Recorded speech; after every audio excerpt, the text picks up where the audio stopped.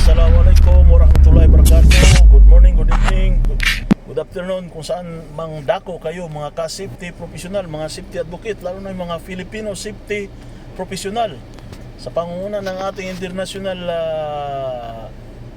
president na si Christopher Punticha. Saludo sa inyong lahat. Ang pag-usapan natin, itong mga certificate na makikita ninyo, ayan ay masasabi kong mahalaga at importante. Pero ang pinakamahalaga sa lahat, dapat mayroon kang kaalaman nakukuha. Hindi yung sa pamamagitan nitong certificate, mayroon ka nga dyan, pipresent mo. Tapos pagdating ng interview, tatanungin ka sa mga basic at napaka-essential na mga knowledge na kailangan mong dapat matutunan, ay wala ka naman dito. Hindi mo naman isinapuso. So aanhin mo yung certificate na yan. Kahit ako, yung mga certificate na yan, kung tatanungin ako, cover to cover, word by words, hindi ko alam yan.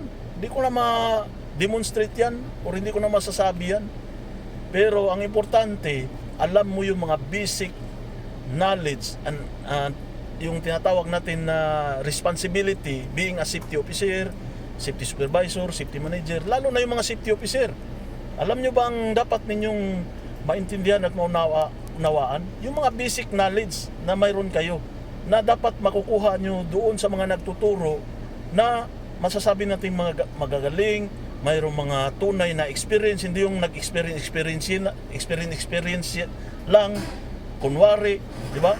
Doon sa mga tunay at may tunay na mga kaalaman at experience talaga, doon marami kang matutunan doon, kagaya sa mga ginagawa nating training, di ba? Pero ang pinaka-importante at mahalaga, guys, anumang mayroon ka, ang mga certificate na to ay mahalaga ito kapag ikaw ay nag-a-apply. Pero dala mo dapat ang kaalaman, mga basic knowledge, lalo na sa mga safety advocate or mga safety officer, safety supervisor.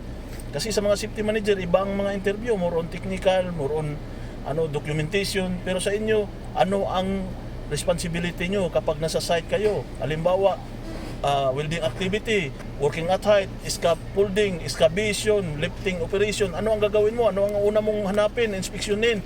Ano ang dapat mong i-identify na hazard? Ang mga unsafe act, unsafe condition, paano ka gumawa ng mga observation report? Yan ang dapat mo muna at marami pang iba.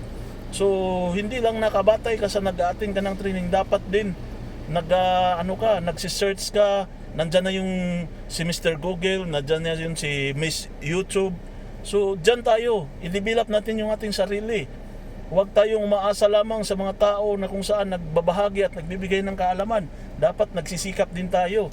Tandaan natin sa pag-a-apply, hindi natin madadala yung nagtuturo sa atin, kundi ang ating sarili. At yung certificate na mayroon tayo, dapat kahit papaano madipinsahan at mabigyan natin ng paliwanag kapag sila ay nagtatanong. Hindi man natin isa-isahin, at least mapatunayan mo sa sarili mo na pinagtriningan mo to. Hindi yung katulad na napakaraming certificate na dala, ngunit hindi naman kayang idipinsa. So kumbaga, in short word, binibili lang na walang proper training. Okay? So naway, maunawaan natin lahat. Ito pong lahat ng ito, certificate man, ay mahalaga, pero ang pinakamahalaga sa lahat, dapat ito. At nasa puso mo lagi. Kung nais mo magtagumpay sa iyong pangarap na magiging safety professional. Okay? Babu!